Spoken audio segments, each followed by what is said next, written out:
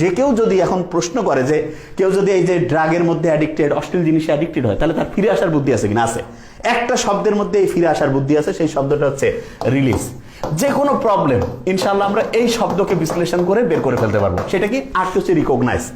যে কোনো শিক্ষার্থীকে আগে বুঝতে হবে যে হ্যাঁ, আমি যদি অশ্লীল কোনো কিছুতে কিংবা যেটা বলা যায় ধর্মীয় নীতিমালার বাইরে সেইটা, এবং খেয়াল রাখতে হবে যেই কাজটা আমি করার পরে অন্যের সামনে মানে হচ্ছে গর্বভরে বলতে পারি সেটাই খারাপ কিছু, সেইটাতে যদি আমি জড়িত হয়ে থাকি তাহলে তওবা করে আল্লাহর কাছে ইস্তেগফার করে ভুল স্বীকার করে যে আমি ভালো হতে চাই, এইটা যখনই চিন্তা করবো ইনশাআল্লাহ আমাদের ব্রেনকে এমন অসাধারণভাবে আল্লাহ বানিয়েছেন, শুনলে অবাক হয়ে যাব।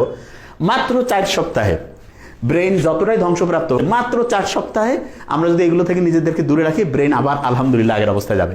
এবং সেই জন্য ফার্স্ট যে উইকটা আছে, ফার্স্ট উইকটা কিন্তু খুব কষ্ট হবে। অনেকটা এরকম যে আল্লাহ বলছে না, তুমি যখন অন্যায় করবা সেইটার শাস্তি দুনিয়াও কিছু পাবা, আখিরাতেও পাবা। তো ওই যে 2 নাম্বারই যা কিছু করছি সেইটার জন্য ফার্স্ট উইক কষ্ট হবে, প্রচুর কষ্ট হবে, এবং ঘুম আসবে না, হাত পা ব্যথা করবে, মানে খাওয়ার রুচি কমে যাবে, ভয় লাগবে, বুক ধরপড় করবে, এই জিনিসগুলো হবে।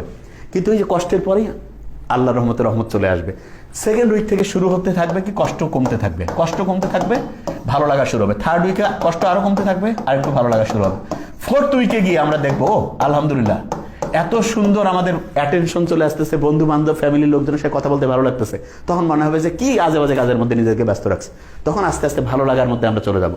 তা এই first week, second week, third উইকটা আল্লাহর সাথে কানেকশন থাকতে হবে। ফ্যামিলির যারা রয়েছে তাদের কাছে কি হতে পারে যে কোনো সমস্যা আগে রিকগনাইজ হয়ে গেছে, এরপরে ইতে হচ্ছে কি সব সময় যেটা বলে এঙ্গেজ রাখতে হবে, তাকে ব্যস্ত রাখা, 5 ওয়াক্ত নামাজ পড়া, ধর্মীয় নীতিমালা, ভালো বই পড়া, আস্তে আস্তে সে পজিটিভ হয়ে যাবে।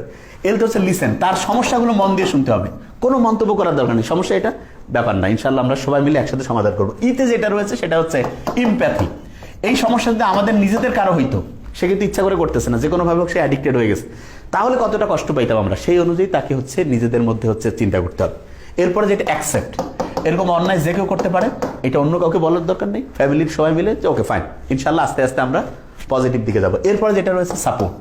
সাপোর্টের ক্ষেত্রে আমরা সবসময় বলি যে কোনো রকমের প্রশ্ন জিজ্ঞাসা না করে, সে যেই রকম সুযোগ সুবিধা চায় তাকে হচ্ছে কোনো কটু কথা না বলে, তাকে তুলনা না করে, তার হচ্ছে যে নেগেটিভ দুর্বল জিনিসটা আঘাত না করে তাকে পজিটিভ ওয়েতে হচ্ছে হেল্প করা।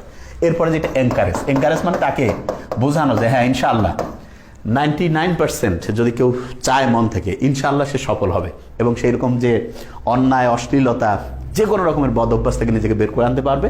এবং খেয়াল রাখতে হবে অন্যায় যেটা করছে আল্লাহ কিন্তু আমাদের বানিয়েছে, আমাদের মধ্যে ভালো খারাপ সব বৈশিষ্ট্য আছে। খারাপ বৈশিষ্ট্যটা কারোর মধ্যে সঙ্গত সে কোনো কারণে যদি প্রকট হয়, চাইলে আমরা ধর্মীয় বই পড়ে ভালো মানুষজনের সাহচর্য থেকে ইনশাআল্লাহ খারাপ জিনিসগুলোকে দূর করে আস্তে আস্তে ভালোর দিকে যেতে পারে। এবং যখনই একটা ফ্যামিলি, একটা সোসাইটি ভালোর দিকে যাবে, অটোমেটিক দেশ এবং মানুষ অসাধারণ হবে। Thank you so much. আসসালামু আলাইকুম।